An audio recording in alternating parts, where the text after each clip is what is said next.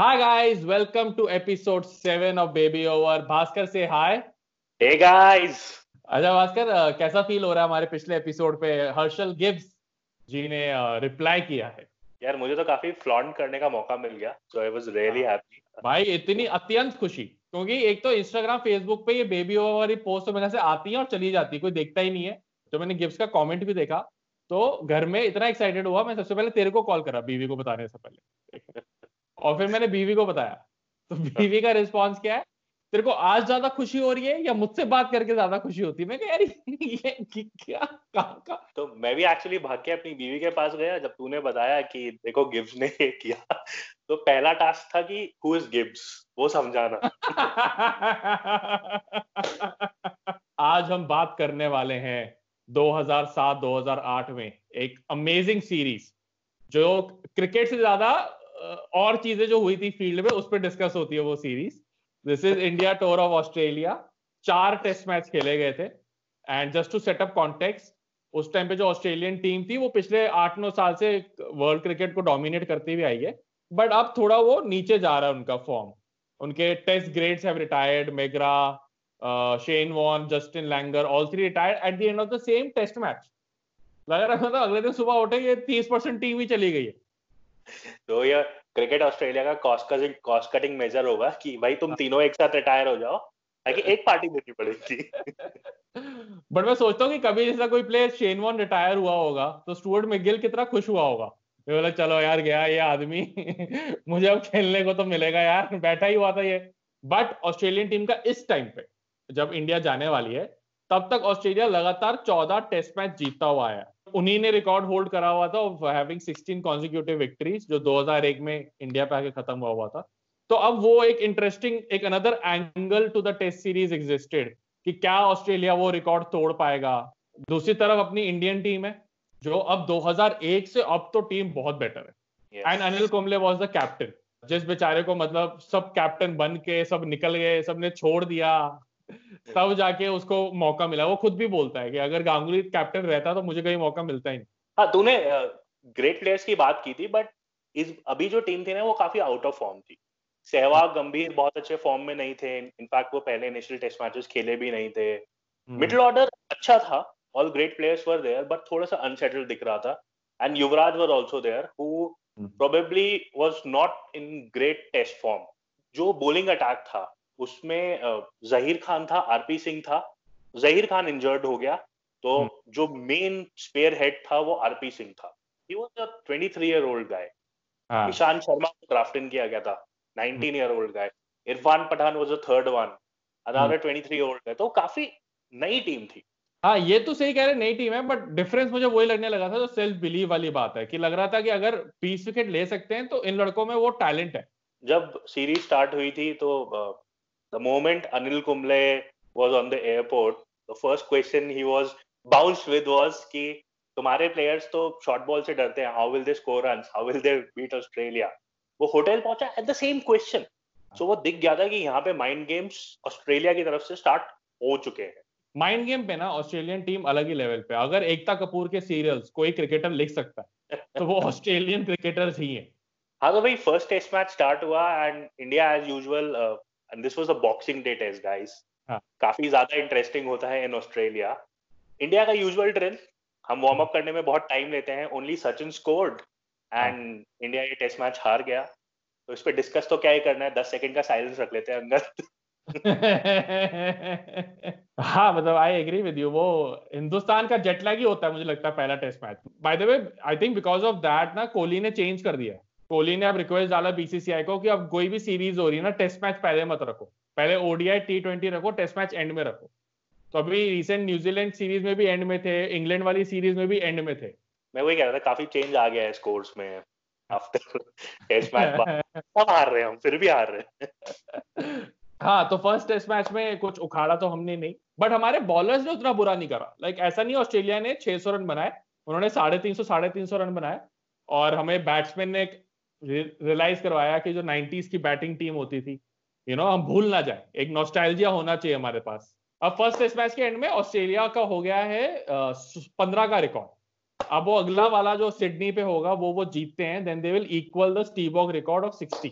And Sydney का ground is a ground जिसपे India ने ठीक ठाक परफॉर्मेंस करी। इंडिया आज तक जीता नहीं है बाय द वे सिडनी पे, हमने ड्रॉ बहुत ज्यादा करा है, which is a moral victory for a lot of Indians. As a cricket fan मैंने हमेशा नोटिस किया है कि जो भी सीरीज का सेकंड टेस्ट मैच होता है और ऑस्ट्रेलिया में जो न्यू ईयर का फर्स्ट टेस्ट मैच होता है ना, उसमें इंडिया अच्छा परफॉर्म करता है। आई वॉज रियली होपफुल कि लड़के कुछ करके दिखाएंगे, एंड लड़कों ने किया भी। ऑल्दो ऑस्ट्रेलिया ने फर्स्ट इनिंग्स में काफी बड़ा स्कोर किया था आफ्टर साइमंस कुछ 50 बार नॉट आउट हुआ रहा था ऑन कंट्रोवर्शियल डिसीजंस। इंडिया ने ऑस्ट्रेलिया को 137 फॉर 6 कर दिया, तो भाई रोंगटे खड़े होने लग गए कि अरे ऑस्ट्रेलिया 200 के नीचे ऑल आउट है। फिर एज यू सेड साइमंड्स के सपोर्टिंग एक्टर आए अपने, मार्क बेंसर और स्टीव बकनर, जो कि उसको देखना ही नहीं चाहते आउट। थर्ड अंपायर भी आउट देने को तैयार ही नहीं हो रहा उसको, एंड करते कुराते उन्होंने वही 400, उसने कुछ 162 मारे थे and he was not out. तो फर्स्ट जो कैच उसका 30 पे था of Ishant Sharma, how can you give that a not out? Second time जो स्टंप हुआ था वो क्लियरली दिख रहा था कि वो स्टंप है, वो थर्ड अंपायर के पास गया था, third umpire gave him not out. Third time जो स्टंप हुआ था स्टीव बकनर ने थर्ड अंपायर दिया ही नहीं। इंडियंस रोते ही रहे कि भाई प्लीज देख तो ले ऊपर ले जाके। दो और केसेस हुए थे, एक हुआ था रिकी पॉन्टिंग का भी, उसने लेग साइड पे करा था सौरव गांगुली को, धोनी ने कैच पकड़ा और बैट और पैड के बीच में मतलब एक पूरा बस निकल जाए, ठीक है, और फिर भी अंपायर ने नॉट आउट दे दिया। और फिर जब अंपायर ने उसको आउट दिया हरभजन सिंह की बॉलिंग पे, तब इनसाइड एज लगा था, तो मतलब दोनों तरफ गलत हो गया। It honestly in this test match it felt like India had 11 players and Australia had 13, क्योंकि वो दोनों अंपायर, हाँ थर्ड अंपायर भी उसके साथ ही था। हाँ, तो इंडिया ने एक्चुअली लीड ली थी 69 की। और तू हंसा क्यों? हाँ मैंने 69 बोला, हंसी आती रहा, पता नहीं क्या है ये 69 नंबर ना, जिंदगी में कहीं पे भी मैं कभी ऑटो में ट्रैवल करता हूँ ना, फेर आता है 69, मुझे हंसी आ जाती है। और उस उम्र में भी पहुंच गए थे जब 69 का ढंग से मतलब समझ में आ गया था, तो काफी खुश रहते थे हम। और सीरीज हो भी रही थी down under, so just like too many combinations। कुछ और भी इंटरेस्टिंग हुआ 69 की लीड बनाते बनाते। हरभजन सिंह ने बड़ा इंटरेस्टिंग नॉक खेला और 62, हरभजन और साइमंड्स की बहस हो गई, which will come later on too. तो जब उनकी बैटिंग वापस चालू हुई, इस बारी हेडन खेल गया, इस बारी हसी सेंचुरी बना गया, एंड हसी का फिर वही हुआ, हसी वॉज ऑन 45 जब उसने आरपी सिंह की बॉल पे एज मारा था और वो नॉट आउट दिया गया, और फाइनली उसने 145 मारा। तो ऑस्ट्रेलिया ने इवेंचुअली इंडिया को टारगेट सेट करा कुछ 333 का लास्ट डे पे, और कुछ 72 ओवर से। तो अब था कि इंडिया को मैच ड्रॉ करना है, जीतने की तो उम्मीद कोई लगा के बैठा नहीं हुआ था। इंडिया तो लगी हुई थी ड्रॉ करने में, बट जो अंपायर से साथ में राहुल द्रविड़ का आई रिमेम्बर, जो उसने पैड किया था, बैट दूर दूर तक नहीं था यार, and he was given out. And you know कि द्रविड़ अगर ऐसा कुछ होता है तो he is so crucial. Then same happened with Sourav Ganguly.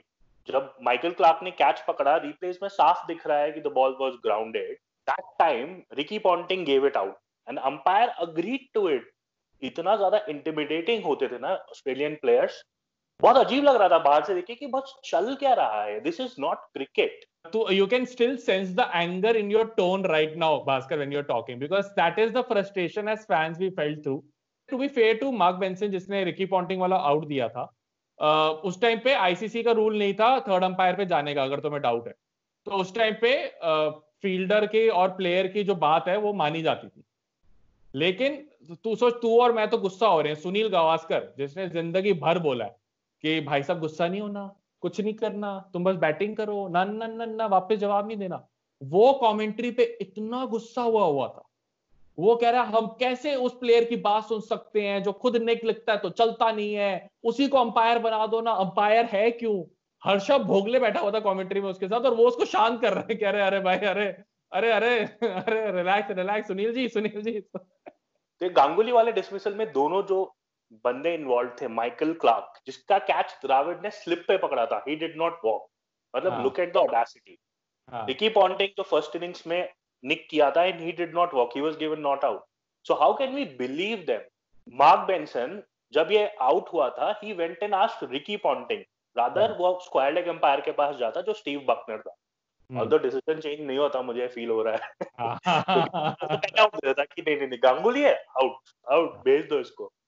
और एक और चीज हम बोलना भूल गए कि जो द्रविड़ का आउट हुआ था तब बॉलर साइमंड्स था, तो वो तो और भी ज्यादा इरिटेशन हो रही थी कि इसका क्या है भाई। तो जब गांगुली आउट हुआ तो कुछ 40 ओवर्स से 32 ओवर्स बचे, धोनी और कुंबले हौले हौले हौले हौले हौले 61 पे ले गए, फिर धोनी जी गए, फिर हौले हौले हौले हौले कुंबले और हरभजन 70 ओवर हो गए भाई, सिर्फ 2 ओवर बचे और कुंबले ने 45 मार लिए। तो अब तो लग रहा है कि आप तो ड्रॉ है जी। उसके बाद पता नहीं रिकी पॉन्टिंग को क्या सूझा, उसने अपने बॉलर माइकल क्लार्क को बॉल दिया। Clarke took 3 wickets in that over. पहले भज्जी गया, नेक्स्ट बॉल पे आरपी सिंह आउट हुआ एलबीडब्ल्यू, एंड उसके बाद ईशांत शर्मा स्लिप में कैच आउट हुआ and India lost the match. I remember Anil Kumble ने बहुत फेमस उसकी लाइन है, उसने उसमें बोला था प्रेस कॉन्फ्रेंस में, उसने बोला था only one team played with the spirit of the game. तो तुझे पता है ये फर्स्ट टाइम ये वाला जो कुंबले वाला लाइन था वो कब यूज हुआ था? यस। तो this was first used by the Australian body line captain Bill Woodfull. उसने बोला था बॉडी लाइन के टाइम पे कि only one team played to the spirit of the game, and Kumble used the Australian skipper's line to describe Australia का game. And Peter Roebuck जो एक Australian commentator और जर्नलिस्ट है, he had described Australian team as a pack of wild dogs. I would just like to quote him. He's describing Ricky Ponting here that he has shown not the slightest interest in well-being of the game, not the slightest sign of diplomatic skills, not a single mark of respect for his accomplished and widely admired opponents. And हुआ क्या कि ये article publish हुआ तो the sentiment was now against the Australian team. Even the Australian fans were not supporting them. तो second test match के बाद ना इमोशंस बहुत ही ज्यादा हाई थे। एंड एक और इंसिडेंट हुआ था जिसको we have touched upon between Symonds and Harbhajan. तो जब तीसरे दिन इंडिया बैटिंग कर रही थी और सचिन और हरभजन की पार्टनरशिप काफी अच्छी चल रही थी, तो और हरभजन आउट नहीं हो रहा था, तो साइमंड्स एक्चुअली उस पर चढ़ने लग गया, उसको फालतू बोलने लग गया बैठ के। एंड हुआ क्या था कि ब्रेट ली की किसी बॉल पे उसने एज भी करा हरभजन ने, बट वो बॉल स्लिप्स के ऊपर से चली गई और चौका चला गया। तो हरभजन ने ब्रेट ली के कंधे पे हाथ रख के बोल दिया कि बैड लक। उसके बाद साइमंड्स और ज्यादा चढ़ गया, वो उसको डांटे जा रहा है कि ये कोई तरीका नहीं होता, तू बैड लक कैसे बोल सकता है इतना इमोशनल क्यों हो रहा है तू। एंड उसके बाद साइमंड्स क्लेम्स कि मुझे हरभजन ने मंकी बोला था, विच इज अ रेशियल अब्यूज। तो उसके बाद वो कंप्लेंट फाइल हुई थी एंड टेस्ट मैच के एंड में हियरिंग होना था और डिसीजन निकलना था उस चीज का। इन 2008 तो मुझे पता भी नहीं था कि ये रेशियल टॉन्ट होता है। I think a lot of Indians till now don't understand this। कोई अभी जब मैं इसकी वीडियोस भी देख रहा था, एक बंदे का नीचे कमेंट था कि अरे मंकी इस पे आप बुरा क्यों मान गए, मुझे समझ में नहीं आ रहा प्रॉब्लम क्या है इसमें। एंड इंडियन टीम का रिप्लाई था कि उसने मंकी नहीं, उसने माकी बोला है। एंड उस हिंदुस्तान में तो वो इट बिकेम अ जोक कि मंकी माकी। फुल डिस्क्लेमर, भास्कर और मैं जो भी बता रहे हैं, at no point we are supporting any kind of racial comments passed by anybody. अभी हम जो बताएंगे हम बस बताएंगे जो डिफरेंट लोगों का पर्सपेक्टिव था अबाउट व्हाट हैपेंड। जब इससे पहले ऑस्ट्रेलिया इंडिया आया था वनडे मैचेस खेलने, so in Nagpur and Mumbai this happened that when Simons was playing there were chants of monkey monkey in the stadium which absolutely was disgraceful. जब series start हो रही थी ना तो there was a code of conduct which was written and signed by both the captains कि we will not be using this word. कि जब वो दोनों टीम का एग्रीमेंट साइन हुआ था ना, उस पर लिखा हुआ था we will play in the spirit and कुछ गलत लैंग्वेज का यूज नहीं होगा, ठीक है। तो ऑस्ट्रेलियन टीम कहती है कि मंकी इज द गलत लैंग्वेज एंड इंडियन टीम कहती है अबे तुम वैसे 1000 गालियां दे देते हो, वो गलत कुछ नहीं है। मतलब इंडियन टीम ने कभी ये नहीं बोला मंकी गलत नहीं, उन्होंने बोला मंकी भी गलत है, but they were like how can you abuse. So it was not only Simons, there were a lot of other players who were involved. Simons ने जाके कुछ बोला होगा पॉन्टिंग को, then Hayden said the same thing, then Gilchrist also substantiated the claim, and then what Ponting did was he went to the umpires and complained about it, and B, he went out of the field to talk to his media manager and the manager of the team कि boss ऐसा कुछ incident हुआ है and we should take it very seriously. Now this was reported to the match referee और third day के end पे it was said कि there will be a hearing at the end of the test match. So Bhajji for the next 2 days was completely rattled, and उसके बाद जो hearing हुआ with the match referee वो रात को 8 बजे स्टार्ट हुआ था और करीब 3 बजे जाके खत्म हुआ सुबह को। और फाइनली जो डिसीजन आया इट वाज दैट कि भज्जी ने ये बोला है और he was suspended for 3 matches. Now the bigger problem is not the suspension but this accusation was itself very big कि उसने racially abuse किया है. That is a mark on his character actually. तो एक और बात है, जो मैच रेफरी था ना माइक प्रॉक्टर, उसने जो रिपोर्ट लिखी, उसने ये लिखा कि only one of the team is being honest. तो ये बात पे इंडियन टीम को बहुत गुस्सा चढ़ गया, क्योंकि ऑब्वियसली तूने सपोर्ट करा ऑस्ट्रेलियन को, तो तेरे हिसाब से हम डिसऑनेस्ट है, हम झूठ बोल रहे हैं बैठ के. देन द टीम ने जो सपोर्ट करा हरभजन को बैठ के. एंड या तूने जो बोला ना कि the senior players supported Bhajji, so next day उनको कैनबेरा के लिए निकलना था, जहां पे they had to play a practice match, but Indian team they were sitting in the bus to leave for Canberra and the senior players decided कि यार ये accusation लेके हम नहीं जा सकते हैं, and they decided not to go. वो सब बस से उतर गए and they went back to their hotels. Indian board got involved, उन्होंने IS बिंद्रा को भेजा and they said कि यार बॉस, अगर if we are going ahead with this accusation, this ban, then we will take our team back and we'll split world cricket. That was the धमकी actually which India gave. Boss मेरा bat है, मैं ले जाऊंगा. फिर खेलने तुम्हें जो खेलना है. ऑस्ट्रेलिया ने, मतलब बीसीसीआई ने बैट नहीं बोला होगा, बीसीसीआई ने बोला होगा बेटा मैदान ही मेरा है, ठीक है, मैं मैदान ही ले जाऊंगा अपने साथ. आईसीसी इंटरवीन, उन्होंने बोला कि अरे ठीक है, तुम अपील भी तो कर सकते हो इसके अगेंस्ट. तो लगे चलो अपील करेंगे. And then it was decided कि जब ये टेस्ट सीरीज खत्म हो जाएगी, then we'll have a hearing. जो चैनल 9 था जो इस सीरीज को ब्रॉडकास्ट कर रहा था, they were also biased. They did not show any replays. Indians को बहुत देर बाद पता चलता था कि ये गलत आउट दे दिया, जब इंडिया से खबर आती थी कि अबे तू तो आउट ही नहीं था, तू क्यों आ गया. बट इस टाइम पे क्या था, इमोशंस देखने हर तरफ के, राइट. ऑस्ट्रेलियन मीडिया का एक सेक्शन तो साइमेंट्स के साथ था, बट जो वर्ल्ड क्रिकेट है और जो वर्ल्ड मीडिया है ना, वो सारा इंडिया के साथ था. Because everybody had this one thing कि ऑस्ट्रेलियन टीम प्लेयर्स वो किसी भी हद तक जाएंगे, वो तुम्हें रेसिस्ट चीजें बोलेंगे, वो तुम्हें डेरोगेटरी वर्ड्स बोलेंगे, just to get under your skin. तो मैंने एक आर्टिकल भी पढ़ा था, जैरेड किम्बर ने लिखा हुआ है, मैं उसका लिंक शायद डिस्क्रिप्शन में डाल दूंगा. उसने बहुत प्यारा आर्टिकल लिखा है, एंड वो तो ये भी बोलता है कि जो सैंड पेपर गेट हुआ ना, it is not surprising, because Australian team में हमेशा यही प्रेशर होता है कि जीतना है. कि ऑस्ट्रेलियन टीम ना वो वाली टीम है जो तुम्हें उंगली करती रहेगी. अगर तो तुम कंप्लेन करो तो बोलेंगे अरे यार हम तो मजाक कर रहे थे, तुम इतना सा मजाक नहीं ले सकते हो, तुम तो बड़े सेंसिटिव हो. और अगर तुम रिटेलिएट करके सेम चीज उनके साथ करो ना, तो वो बोलने लग जाते हैं अरे बाप रे बाप, इतनी बड़ी चीज कैसे बोल दी तुमने, ये तो अलाउड ही नहीं होना चाहिए. So he said that Australian team is the first one to take a moral high ground when they were the instigators few seconds ago. Yeah absolutely. सो ये मैंने 2 इंटरव्यूज देखे थे इस मैच के बाद के.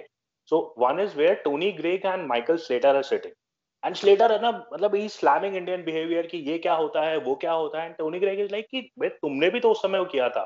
So he quoted that fight between Dravid and Slater, and he's like, but at least I did not racially abuse.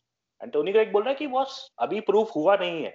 The second was between Ian Chappell and Tony Greig, जिसमें हर्षा भोगले भी बैठा हुआ है, और Ian Chappell भी same बोल रहा है, and Tony Greig is like कि अगर यार बस तेरे को मेरे को खेलना है तो it is between us, we can not have the culture between. And तुमने कुछ गलत किया, उसके बाद ये नहीं बोल सकते कि we just cross the line and you have gone too far. Crossing the line means crossing the line. Basically ना ये वो वाला एग्जाम ऑस्ट्रेलियन टीम का ना वो हाल है कि मैंने तेरे को बहन की गाली दी थी, तो तू मुझे वापस बहन की दे. तूने मुझे माँ की गाली दे दी, तो मैं नहीं, अब मैं कुछ भी कर सकता हूँ. तो ये याद है स्कूल में कितने झगड़े होते थे कि मैंने तेरे को थप्पड़ मारा है, तो तूने मुझे थप्पड़ प्लस लात कैसे मार दी है, तो अब मैं भी तेरे को लात मारूंगा. जनरली साइमंड्स के बारे में पढ़ रहा था, तो काफी इंटरेस्टिंग उसकी लाइफ रही है. तेरे को पता है साइमंड्स को इंग्लैंड से खेलने का भी कॉन्ट्रैक्ट मिला हुआ है, because he was a British. उसके parents had moved to Australia and he was adopted kid of West Indian descent. Exactly. वो वेस्ट इंडीज से भी खेल सकता था, वो इंग्लैंड से भी खेल सकता था, but he played for Australia. He chose to play for Australia. तो उसको इंग्लैंड ए के लिए सेलेक्ट करा था, उसने मना कर दिया था. He was like नहीं, मैं ऑस्ट्रेलिया के लिए खेलूंगा. एंड जब उसको कॉल भी आया था to the national team of Australia, he didn't perform that great. उसकी बस फील्डिंग अच्छी थी, बैटिंग बॉलिंग में कंसिस्टेंसी नहीं थी.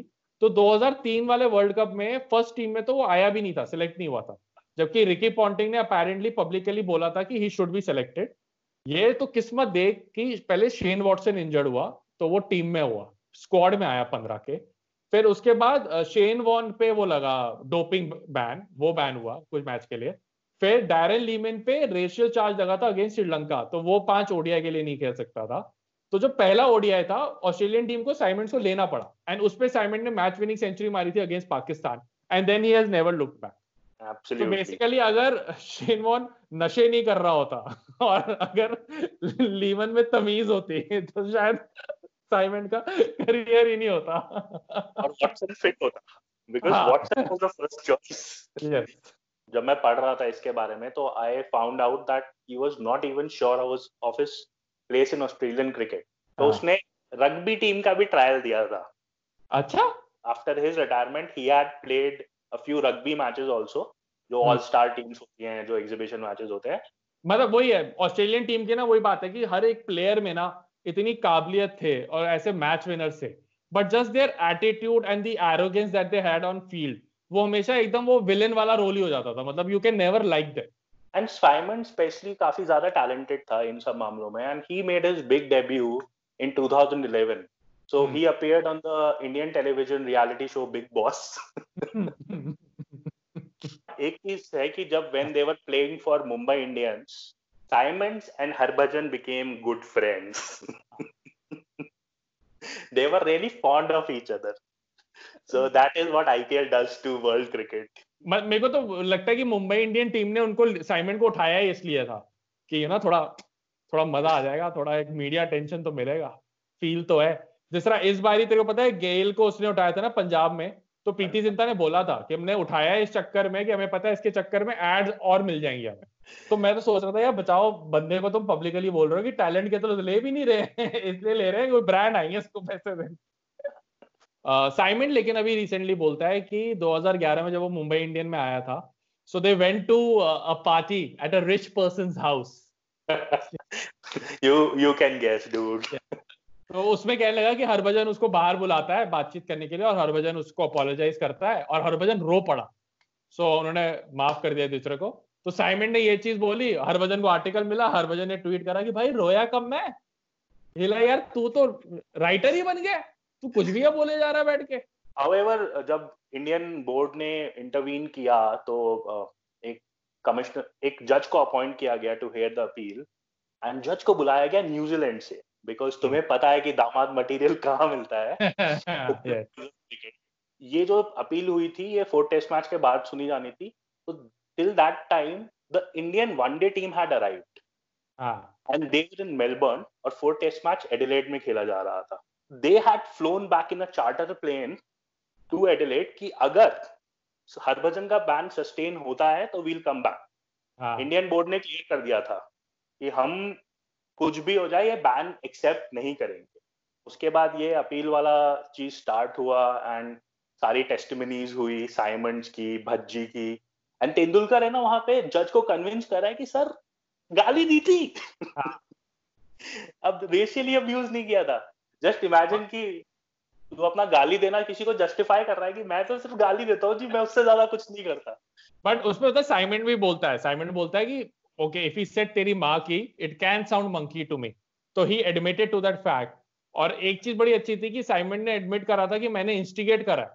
और जब जज ने उसको बोला यार ये ब्रेटली वाली बात पे तूने इतना इसको सुनाया क्यों है, तो साइमंड बोल रहा है यार ये कोई हरकत होती है इंटरनेशनल क्रिकेट में, हम दोस्त हैं कोई कि तुम जाके गले पे हाथ रख रहे हो और बोल रहे हो बैड लक।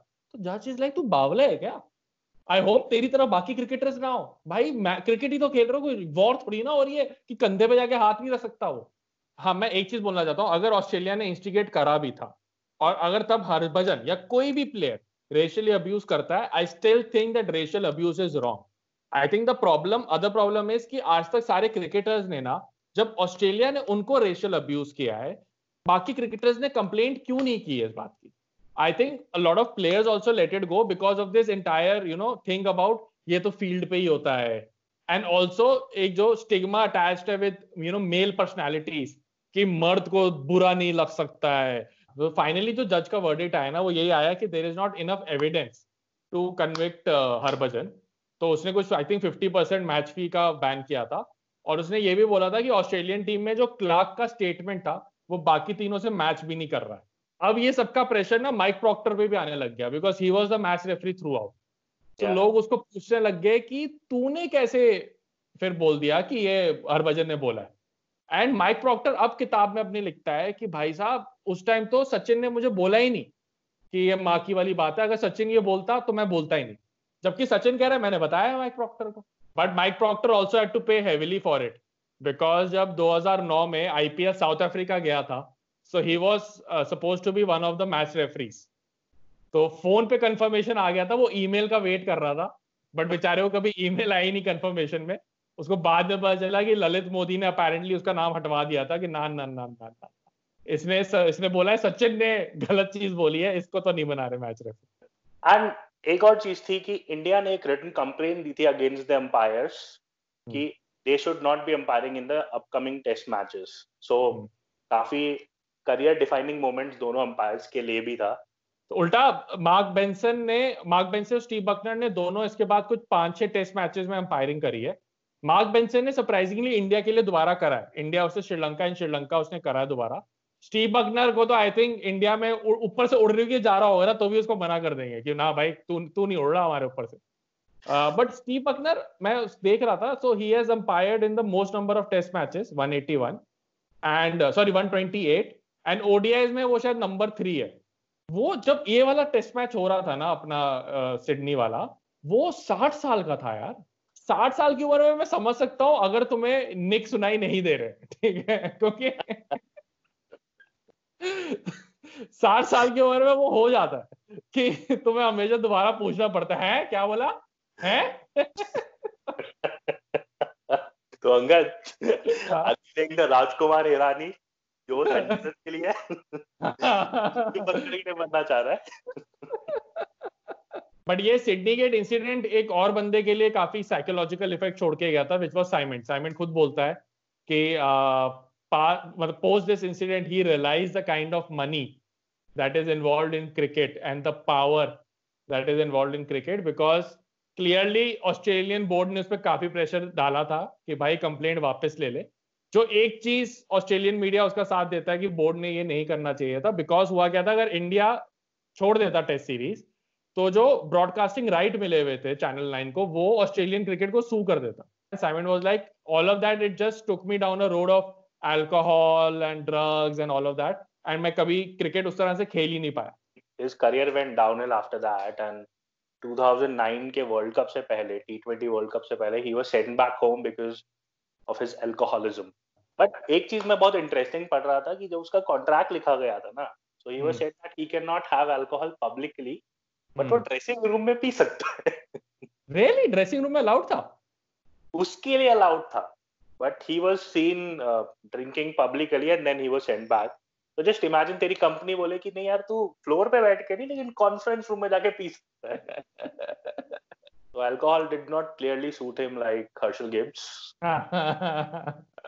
और शास्त्री जी को सूट करती है, और बस की नहीं है लोगों की। शास्त्री जी का टैलेंट फील्ड पे और बार में अलग ही लेवल पे जी। I am pretty sure Shastri के कॉन्ट्रैक्ट में भी ये होगा कि मैं ड्रेसिंग रूम में पीऊंगा, ठीक है, इतनी बर्फ पड़ी रहती है, तुम बस लोगों की घुटनों पे लगाते रहते हो, हैं, पीठ पे लगाते रहते हो, 2-3 ग्लास में चली जाएंगी, कोई दिक्कत है तुम्हें? थर्ड टेस्ट मैच जो स्टार्ट हुआ वो पर्थ में होना था, and there was a lot of talk which has already happened between the two players, media involve हो गया था, फैंस इन्वॉल्व हो गए थे। तो अब जो टेस्ट मैच था वो काफी हाई इंटेंसिटी बढ़ चुका था। इंडिया ने आज तक, मतलब उस दिन तक, पर्थ पे कोई टेस्ट मैच नहीं जीता था। पर्थ का पिच हमेशा बहुत बाउंसी और पेसी माना जाता है, और माना जाता है कि Indian players can not accommodate to that those conditions. हाँ, वो उस टाइम पे पूरा मीडिया यही बात कर रहा था कि ये तो जी बॉल जो है ईशांत शर्मा के भी सर के ऊपर से जाएगी। पहले 2 मैचेस में राहुल द्रविड़ एंड वसीम जाफर ओपनिंग कर रहे थे। इस मैच में हमारा regular opener Sehwag comes back, and Yuvraj Singh जो मिडिल ऑर्डर में खेल रहा था, he goes out. Irfan Pathan comes in place of Harbhajan Singh. एक तो ये भी हो गया था कि इतना सारा पंगा हुआ, फाइनली लल लुड़ के हमने हरभजन को बचा लिया। अगला टेस्ट मैच तो खिलाया ही नहीं उसको। बज्जी को बोला हुआ कि थोड़ा रेस्ट ले यार, तू बहुत मेंटली परेशान होगा। हाँ, अब ये मैच स्टार्ट होता है और इंडिया काफी डिसेंट स्टार्ट करता है। सहवाग ने कुछ 40 ऑड मारे थे, द्रविड़ स्कोर, तेंदुलकर स्कोर, और इंडिया 340 मारे थे। हाँ, इंडिया ने अपने 330 मारे, और ऑस्ट्रेलिया का इस बारी बैटिंग चालू हुआ और फिर से विकेट्स फटाफट गिरने लग गए। इरफान पठान टुक बोथ द ओपनर्स, थोड़ा बहुत अगेन साइमंड्स और गिलक्रिस्ट खेल के गए, बट 212 पे ऑल आउट हो गए थे। तो एकदम ही मतलब मोमेंटम पूरा ही इंडिया के साथ हो गया था, मतलब 100 रन के ऊपर की लीड, ये तो इमेजिन ही नहीं होता था। इंटरेस्टिंग फैक्ट बस ये था कि कुंबले ने साइमंड्स को आउट करा था, ये कुंबले की 600 विकेट थी। Oh, apt wicket Simons because he was the villain for us then. दूसरा इनिंग स्टार्ट हुआ एंड पठान नाइट वॉचमैन गया था after the first wicket fell down and उसने कुछ 40 ऑड रन्स मारे थे। जब अगले दिन वो पठान खेल रहा था नाइट वॉचमैन, मतलब जब तक वो क्रीज पे था, सहवाग आउट हो गया, द्रविड़ आउट हो गया, तेंदुलकर आउट हो गया, पठान नहीं हो रहा था आउट। और लक्ष्मण ने फिर से रन बनाए थे 79-80, धोनी ने थोड़ा साथ दिया, आरपी सिंह ने 30 रन मारे थे, और इसकी वजह से आई थिंक इंडिया ने कुछ 412 413 का टारगेट सेट कर दिया था। तो इंडिया बहुत ही कंफर्टेबल पोजीशन में था, क्योंकि लग रहा था कि यार ये तो नहीं होगा इनसे चेस। वो उस टाइम पे शायद सेकंड हाईएस्ट रन चेज होता अगर वो पॉसिबल कर पाते। एंड जब ऑस्ट्रेलिया की बैटिंग दोबारा चालू हुई, पठान ने फिर ओपनर ले लिए, फिर बारी बारी से प्लेयर आउट हुए। तो इस बारी सेकंड इनिंग पे जब साइमंड्स आउट हुआ है ना, कुछ 12 रन पे आउट हुआ अगेन टू कुंबले, बट इस टाइम पे उसका एलबीडब्ल्यू था और इनसाइड एज लगा था। तो जो सेकंड टेस्ट मैच में जो भी मिला वो यहाँ थर्ड पे आ गया, हिसाब थोड़ा सा बराबर हुआ। बट हाँ, जब कुंबले ने विकेट लिया ना साइमंड्स की सेकंड इनिंग पे, जो कुंबले ने सेलिब्रेट करा, वो मैं कसम खा के कह रहा हूँ, तू दोबारा देखेगा ना, वो कुंबले ने अपने 10 विकेट लेने के बाद ऐसा सेलिब्रेट नहीं किया। No, he was literally jumping in joy. या मुझे तो लग रहा था कि ये श्रीशांत की आत्मा कुंबले में कहां से आ गई है। हाँ, वो वैसे मतलब वो ऐसा लग रहा था 16 साल का बच्चा है जिसने टेस्ट विकेट में आके पहली अपनी विकेट ली है, वो उस तरह से उछल रहा था। दूसरा था आई थिंक जो उसने ली थी विकेट, ईशांत शर्मा ने पॉन्टिंग की, जो उसने पॉन्टिंग को परेशान करा है इस टेस्ट मैच में। जो ये लोग बोल रहे थे ना कि बॉल बाउंस करेगी तो हिंदुस्तानी खेल नहीं पाएंगे, तो वो पॉन्टिंग से नहीं खेला जा रहा था। And I think first inning में हुआ था या सेकंड इनिंग में कि उसने लगातार 7 ओवर डाले थे और वो लग रहा था पॉन्टिंग की विकेट लेगा, बट ले नहीं पा रहा था, तो कुंबले उसको हटा रहा था। और सहवाग ने जाके बोला कि नहीं नहीं इसकी आदत है, तो दोनों दिल्ली को रिप्रेजेंट करते हैं रणजी में, कि नहीं नहीं इसकी आदत है, इसको तू दे, ये एक ओवर और डालेगा। तो कुंबले उसको स्टंप बाइक में आया है, कुंबले ने उसको पूछा है डालेगा क्या एक और, हाँ भैया डालूंगा, हाँ भैया, और फिर उसने उसकी पॉन्टिंग की विकेट ली है। ये वाला है ना, मैं लाइव देख रहा था, ईशांत का ओवर था, फर्स्ट बॉल पे ही बोल्ड, कुंबले पॉन्टिंग ने एज किया और द्रविड़ ने कैच ले लिया, और सब लोग है ना सहवाग के पीछे भाग रहे हैं। मैं कंफ्यूज हो गया कि ये भाई क्यों, मतलब सहवाग ने ना कैच पकड़ा है ना उसने बॉल डाली है, why are you running after him, उसको पकड़ के ऐसे करे जैसे उसने विकेट ले ली हो। एक और मुझे इंसिडेंट याद है, जब इरफान पठान बॉलिंग कर रहा था and he was bowling pretty well, उसने 5 विकेट लिए थे इस टेस्ट मैच में, Wasim Akram was helping Irfan Pathan throughout. तो ये सब मंकी गेट उसमें लगे हुए थे, अपने पठान और अकरम लगे हुए थे प्रैक्टिस करने में, एंड हर्षा बोगले ने ऐसे एक मजाक में बोला कि so mister Akram are you applying for Indian passport, and there was this 10 second of awkward silence and Bogle said कि yeah I understand you cannot give an answer right now. मैं मजाक नहीं कर रहा, मैंने देखा वो अकरम ने ना ऐसे लिटरली ऐसे थप्पड़ का इशारा करा होगा कि खाना है क्या चांटा तेरे को, हैं शर्म आ रही है बोलते हुए। तो घरचा ने बोला होगा okay okay I understand you can not give this answer. Midway Australia ये मैच हार गया था, वो दिख रहा था कि नहीं जीत सकते।